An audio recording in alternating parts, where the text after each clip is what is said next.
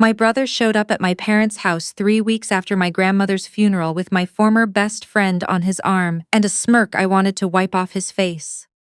He was carrying a bottle of Niagara Peninsula Pinot Noir that I knew for a fact he had put on a credit card he was barely keeping current. My former best friend, Stella, 29 years old, someone I had trusted with every secret I had since we were 12, was wearing a new wool coat and a diamond bracelet I had never seen before. She looked around the kitchen where Nana used to sit and play solitaire, and her eyes landed on me the way a person looks at furniture they are thinking of getting rid of. "Still in that basement apartment?" my brother asked, pulling out a chair and dropping into it like he owned the table.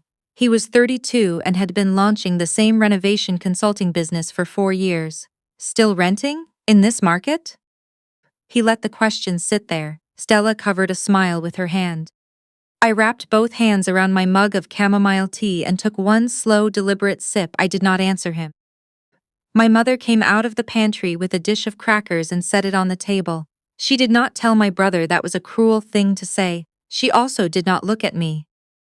Drop a comment below and tell me where you're watching from, and if you've ever had to sit quietly at a table with people who were already celebrating a win they hadn't actually earned yet. Hit like. This one's for you. My name is Tegan. I'm 28 years old. I grew up in London, Ontario, the middle child in a family where the middle always meant invisible. My older brother had always been the one my parents introduced first at church functions, the one whose report cards went on the fridge while mine went into a drawer. It was subtle, the way it happened. The kind of thing you spend years trying to convince yourself you imagined. Right up until you're sitting in a room watching it happen again in real time, and you cannot pretend anymore. Stella had been my best friend since 7th grade. She had been there through everything. My parents' money troubles when I was in university. 2 relationships that went nowhere good. A job I hated so much I used to cry in my car in the parking lot afterward. I thought she understood me better than anyone. I thought she was the one person in my life who actually saw me clearly. I found out she had been dating my brother 8 months before my grandmother died. Not because anyone told me. I figured it out from a tagged photo on Instagram she had quickly deleted. And when I asked her directly, she laughed and said it was nothing serious. I had believed her. That was my mistake. Not the only one I made in those years, but the one that stung the longest. My grandmother, Nana, had lived alone in her house in St. Thomas, about 40 minutes from us, since my grandfather passed away. She was 79 years old, sharp as anyone I had ever known, funny, stubborn, and absolutely devoted to a crossword puzzle every single morning over coffee.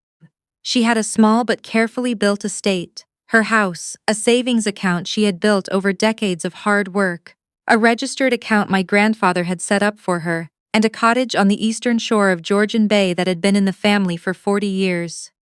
The kind of cottage with a squeaky dock and a rusted propane barbecue and a view of the water that made whatever was troubling you feel, for at least a few hours, like it could wait.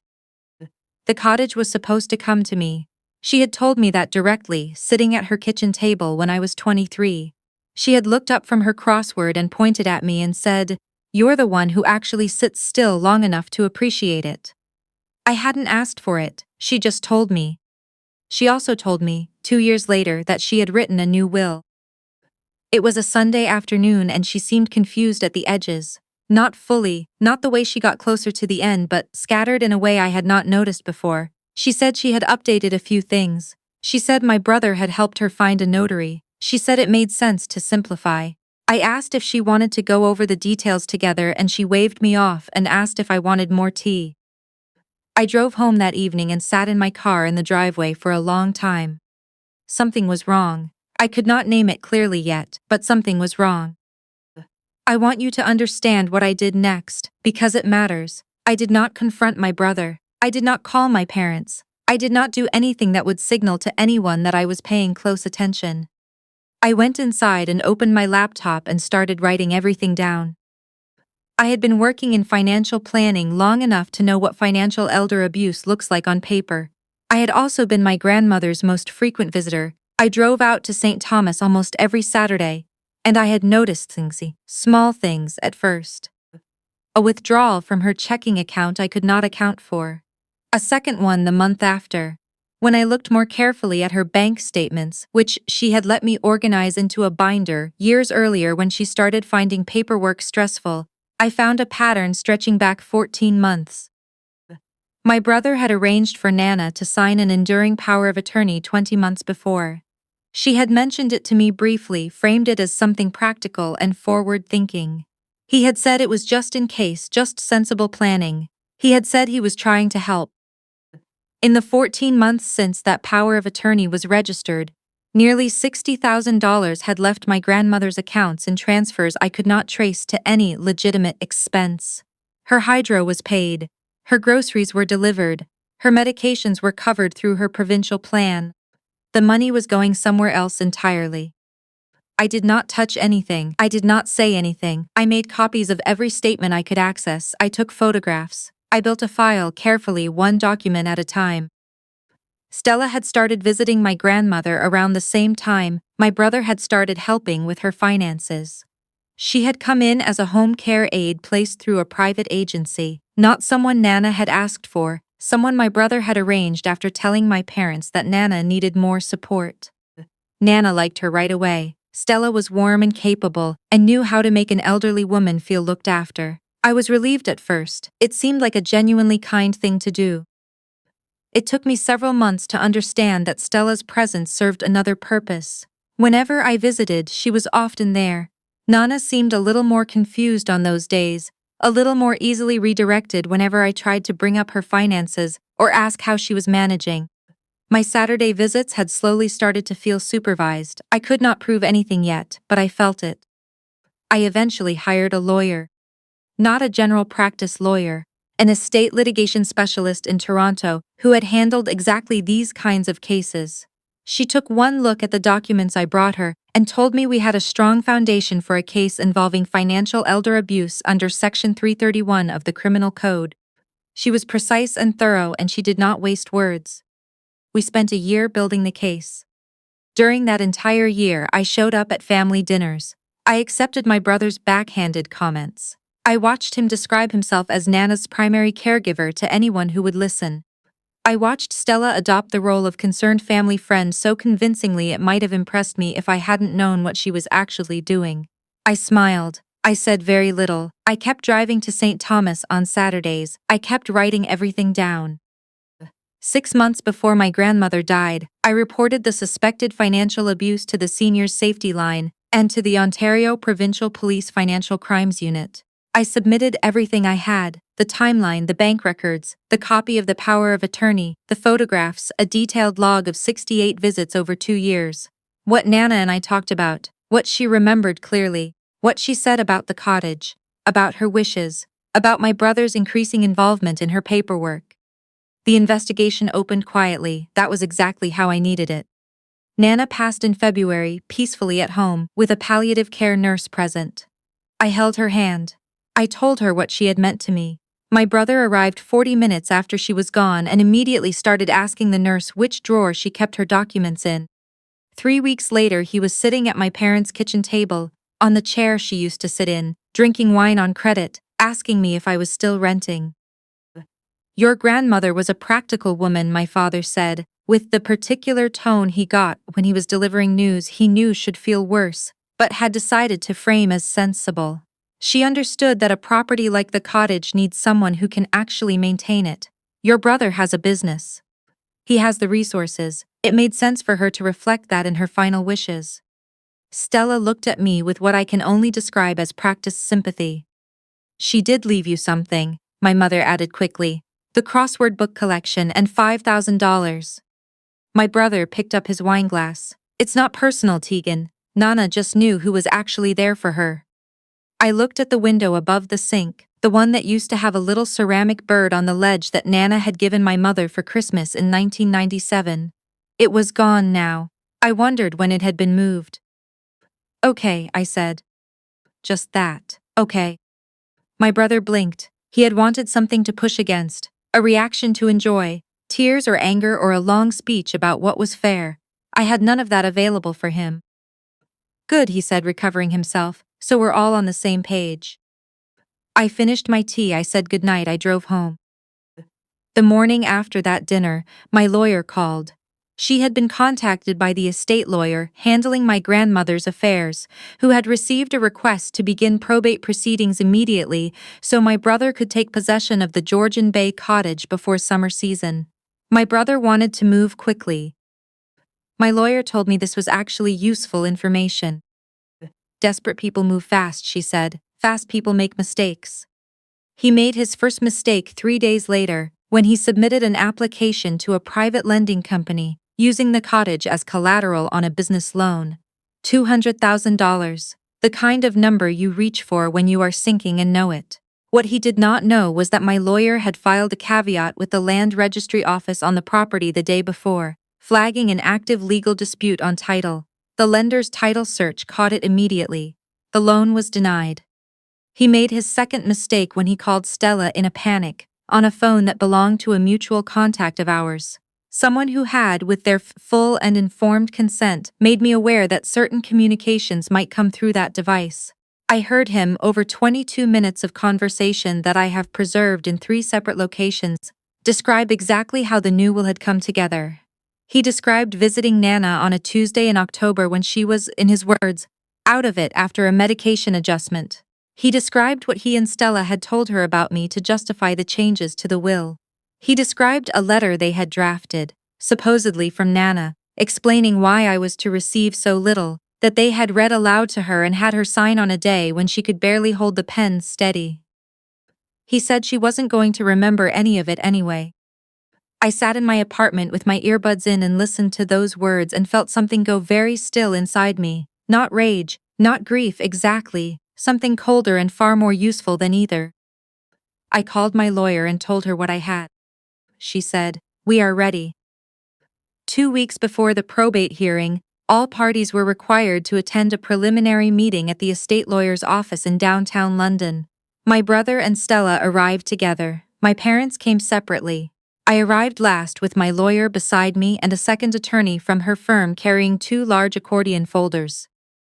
My brother glanced at those folders, something shifted in his face.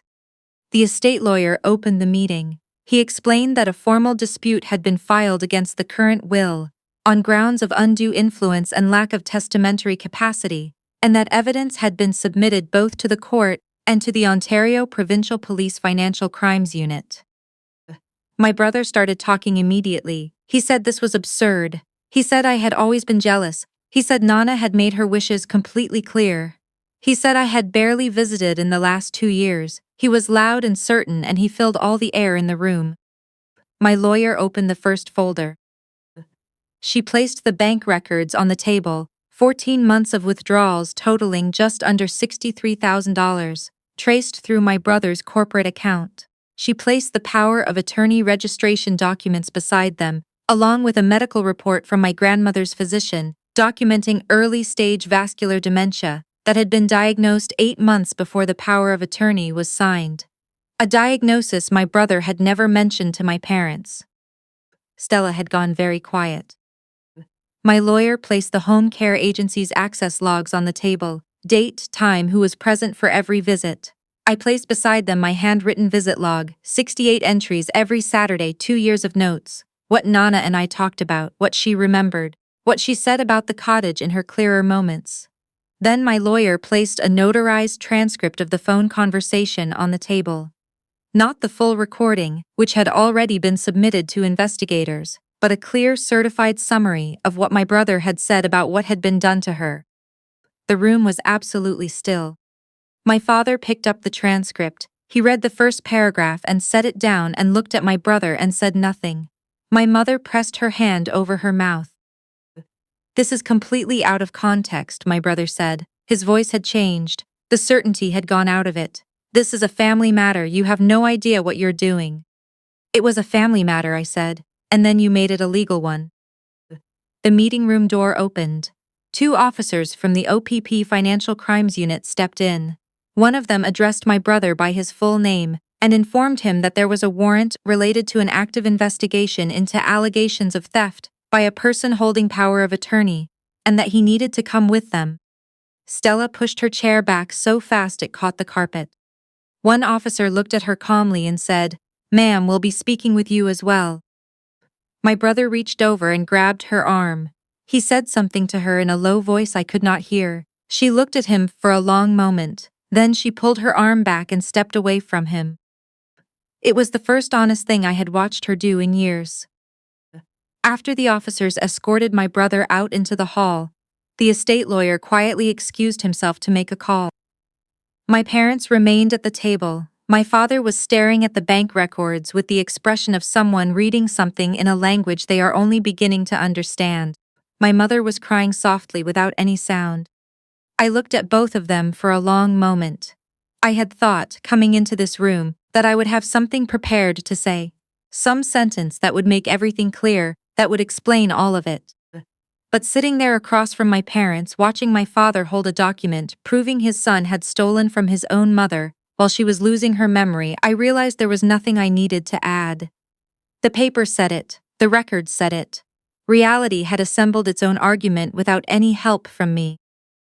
I'm sorry it happened this way, I said, and I meant it, not for myself, for Nana. For the version of our family I had spent a long time quietly hoping might still be possible. My father nodded once stiffly without looking up. I gathered my copies and put on my coat and left. The legal process would take months. These things always do in Ontario. The will would be contested in court. My lawyer expected it to be overturned given the medical evidence and the recordings. The criminal proceedings against my brother were a separate matter, moving through the system at its own pace. Stella would face a review by her regulatory body, and likely the loss of her certification for her role in what had been done. None of it would be fast. I had been patient for 2 years, I could be patient longer. That evening I drove out to St. Thomas. I still had a key to Nana's house. The estate was frozen pending litigation, but I had legal standing to access the property. I let myself in through the side door, the one with the loose handle she had been meaning to fix for a decade. The house smelled like her still. Faintly of lavender, faintly of the particular hand lotion she had used since before I was born. I went to the kitchen. On the counter sat a wooden recipe box with a painted rooster on the lid, the kind of thing sold at country markets in the 80s.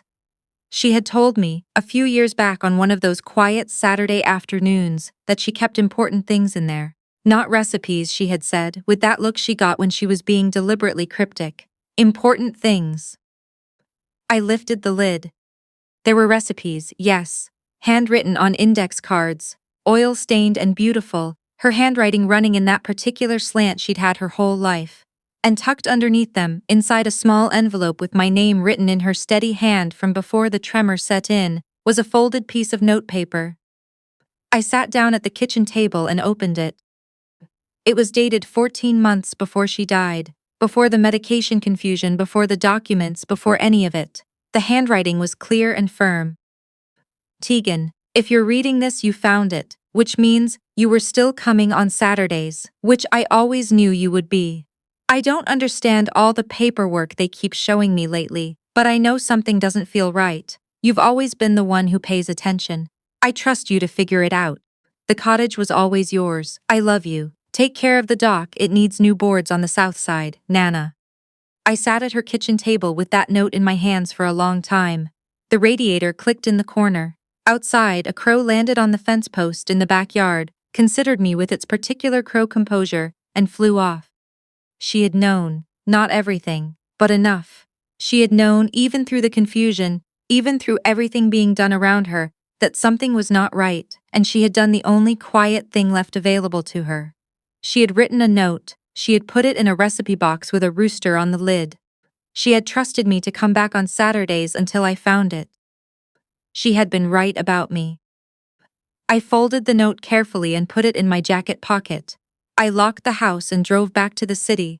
Through the flat, pale March evening, the fields on either side of the highway still the brown of early spring, the sky going dark and purple at the edges. My brother had looked at my grandmother's fading memory and decided it was an opportunity.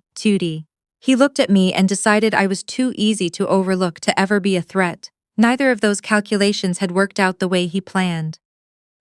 I thought about Stella somewhere in the city, sitting with the weight of what she had agreed to be part of. We had been friends since we were 12. I did not know yet what to do with all of that. Grief, maybe, in the way you grieve a version of a person you thought you knew. I was not ready to sort through all of it yet, and I was not going to pretend that I was. What I did know was this: I was done making myself smaller so that people with worse intentions could feel bigger. The cottage would take time to transfer legally. The dock on the south side still needed new boards. Someday soon, maybe June, maybe July, when Georgian Bay finally convinces you it means to be warm, I was going to drive up there with a bag of cedar planks and spend an afternoon repairing what needed fixing, and then I was going to sit on that dock in the evening when the water goes gold and the light gets long, and I was going to know that I had earned every quiet minute of it. Not by being ruthless, by being patient, by paying attention, by being exactly who my grandmother had always already known I was. That is the thing about being underestimated by the wrong people. If you can hold steady long enough, the correction has a way of arriving all on its own. If this story stayed with you, leave a comment below. I want to hear where you're watching from and whether this resonated with something in your own life. Hit like if you believe quiet strength is still strength, and subscribe. There are more stories coming, and I do not plan to stop.